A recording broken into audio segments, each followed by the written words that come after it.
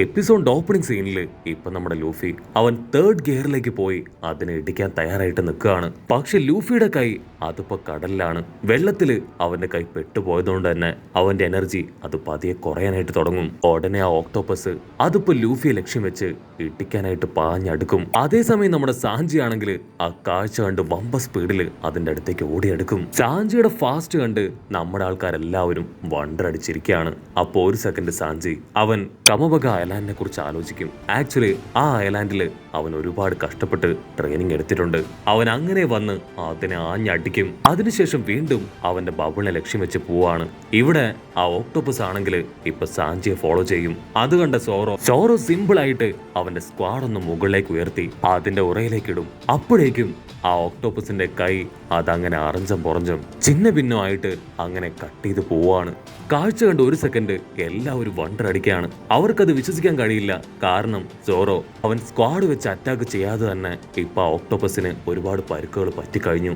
Sorrow ആണെങ്കിൽ അഭിമാനത്തോടു കൂടെ നിൽക്കും. അതിന് സാഞ്ചി എങ്ങനെയൊക്കെ ചെയ്താലും എന്റെ അത്രയും പവറൊന്നും നിനക്കില്ല, ഞാൻ കഴിഞ്ഞിട്ടേ നീ ഉള്ളൂ എന്നൊക്കെ പറഞ്ഞ് സാഞ്ചി സോറോയെ വീണ്ടും വെറുപ്പിക്കാൻ തുടങ്ങും. അതേസമയം ഇവിടെ ലൂഫി ആണെങ്കിൽ അവന്റെ കൈ ചുരുട്ടി ഇപ്പൊ ആ ക്രീച്ചറിന്റെ വയറ്റിൽ തന്നെ ആഞ്ഞൊരു ഇടി.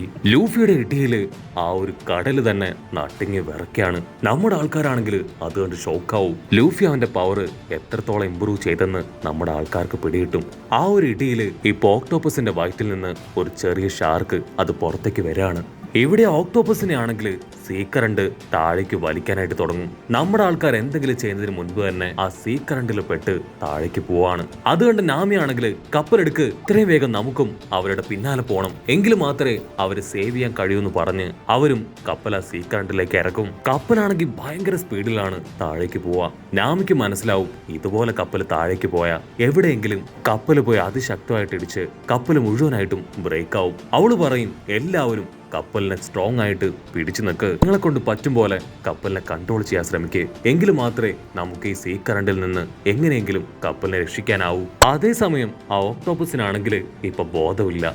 ഓക്ടോപ്പസിന്റെ തൊട്ടു പിന്നാലെ തന്നെ സോറോയും സാഞ്ചിയും ലൂഫിയും അവര് മൂന്നുപേരും അവർക്കൊന്ന് കൺട്രോൾ പോലും ചെയ്യാൻ കഴിയാത്ത അത്രയും ഫാസ്റ്റിലാണ് താഴേക്ക് പോയിക്കൊണ്ടിരിക്കുന്നത്.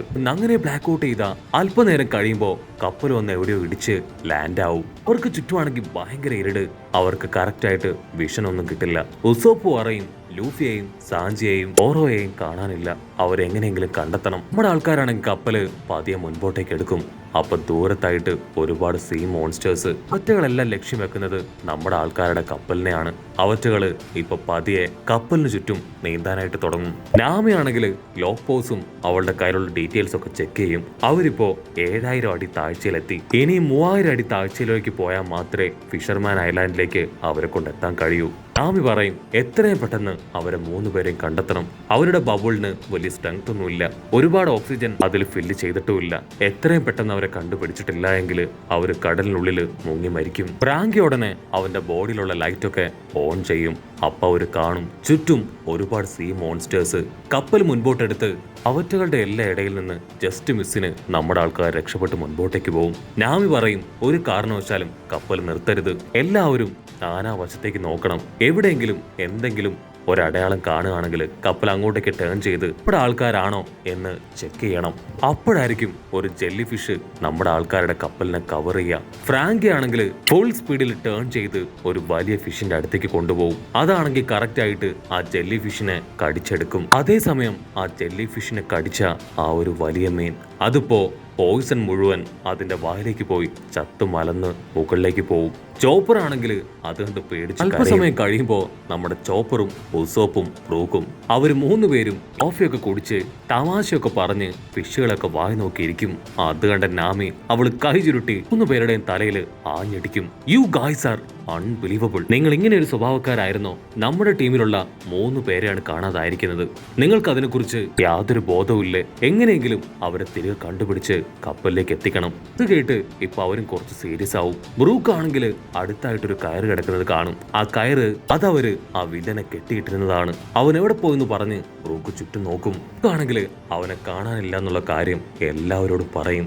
റോബിൻ ആണെങ്കിൽ ആ കപ്പൽ മുഴുവൻ അരിച്ചു പെറുക്കും. ഇനി ഒരു പക്ഷേ നമ്മൾ താഴേക്ക് വീഴുന്ന സമയത്ത് അവൻ എവിടേക്കെങ്കിലും തെറിച്ച് പോയിട്ടുണ്ടാവോ? അതിന് ഉസോപ്പ് പറയും അതിനൊരു ചാൻസും ഇല്ല. കാരണം കയറ് മുഴുവൻ ഇവിടെ അഴിഞ്ഞു കിടക്കുകയാണ്. സോ കപ്പലിൽ എവിടെയോ അവൻ പതിയിരിപ്പുണ്ട്. അപ്പൊ അവിടുന്ന് അങ്ങനെ സൂം ഔട്ട് ചെയ്ത ഒരു വലിയൊരു ബാരലിൽ അവൻ ഒളിച്ചിരിക്കുകയാണ്. അവര് പറയുന്ന എല്ലാ കാര്യങ്ങളും കേട്ട് ഫ്രാങ്കി സിമ്പിൾ ആയിട്ട് പറയും അവനൊന്നും വലിയ വില്ലനൊന്നും അല്ല, അവനവിടെ എവിടെയെങ്കിലും ഇരിക്കട്ടെ, ആദ്യം നമുക്ക് നമ്മുടെ ടീംമേറ്റ്സിനെ കണ്ടുപിടിക്കാം. അത് കേൾക്കുമ്പോ ഇപ്പൊ വില്ലന് ഡബിൾ ഹാപ്പി ആവും. കാരണം ഓൾറെഡി 3 പേരെ കാണാനില്ല. ബാക്കിയുള്ള ഇവരെ എങ്ങനെയെങ്കിലും ബുദ്ധിപരമായിട്ട് തകർക്കുകയാണെങ്കിൽ അവന്റെ മിഷൻ അത് സക്സസ് ആവും. ആക്ച്വലി ഈ ഒരു ഉൾക്കടലിലേക്ക് വീണുപോയാ പിന്നെ ആർക്കും രക്ഷപ്പെടാനാവില്ല. അതവന് നന്നായിട്ട് അറിയാം.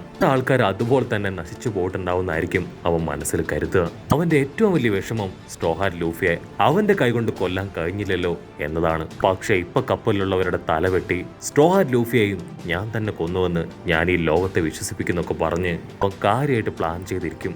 അപ്പോഴായിരിക്കും അവൻ ഒളിച്ചിരിക്കുന്ന ആ ബാരൽ ശ്രദ്ധിക്കുക. അതില് അവന്റെ ചില പാർട്ടുകൾ പുറത്തേക്ക് തള്ളി നിൽക്കുന്നതായിട്ട് ശ്രദ്ധിക്കും. ഇവിടെ ആ വില്ലനാണെങ്കിൽ വമ്പം പ്ലാനിങ് ഒക്കെ ചെയ്ത് നൈസായിട്ട് പുറകിലേക്ക് നോക്കുമ്പോഴായിരിക്കും അവനെ വാച്ച് ചെയ്ത് സാക്ഷാൽ ഫ്രാങ്കി അവന്റെ തൊട്ട് പുറകിലിരിക്കുകയാണ്. വില്ലനാണെങ്കിൽ ഒരു സെക്കൻഡ് ശ്വാസം പോലും നിലച്ചു പോവും.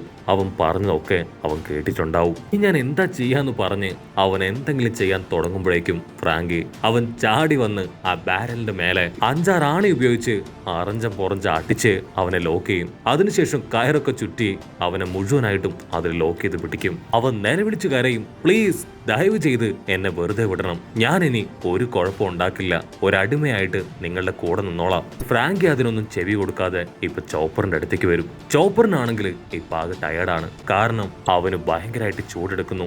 അപ്പൊ ലെഫ്റ്റ് സൈഡിലേക്ക് ഫ്രാങ്കി നോക്കും. അവിടുന്നാണെങ്കിൽ ഭയങ്കരമായിട്ട് ചൂടും പുകയൊക്കെ വരുന്നതായിട്ട് അവൻ ശ്രദ്ധിക്കും. നാമി ഓടി വന്ന് കപ്പലിന് ചുറ്റും നോക്കും. അപ്പൊ ദൂരത്തായിട്ട് കടലിനടിയിലുള്ള വോൾക്കാനോ അവൾ കാണും. ഓ മൈ ഗോഡ്, നമുക്ക് എത്രയും പെട്ടെന്ന് ഇവിടുന്ന് തെന്നി മാറണം. ആ വോൾക്കാനോ പൊട്ടിയ നമ്മളും നമ്മുടെ കപ്പലും എല്ലാം തവിട് പൊടിയാകും. വേറെ വഴിയില്ലാതെ ഫ്രാങ്കി വീണ്ടും ബൂസ്റ്റിംഗ് പവർ ഉപയോഗിച്ച് ഇപ്പൊ കപ്പല് കുറച്ചുകൂടെ ഫാസ്റ്റ് ആയിട്ട് മുൻപിലേക്ക് കൊണ്ടുപോവാണ്. അവര് കപ്പലുമായിട്ട് വരുന്ന ഓരോ ഭാഗത്തും ഒരുപാട് മോൺസ്റ്റർ ക്രീച്ചേഴ്സ്. സോ വേറെ വഴിയില്ലാതെ ബൂസ്റ്റ് വീണ്ടും വീണ്ടും ഉപയോഗിച്ച് അവരവിടെ നിന്നെല്ലാം രക്ഷപ്പെട്ടു പോവാണ്. ബൂസ്റ്റിംഗ് പവർ ഒരുപാട് ഉപയോഗിച്ചുകൊണ്ട് തന്നെ കപ്പലിലുള്ള എയർ അതിപ്പോ കുറേശ്ശെ കുറയാനായിട്ട് തുടങ്ങും. ടോപ്പറിനാണെങ്കിൽ അവന്റെ വിഷമം സഹിക്കാൻ പറ്റില്ല.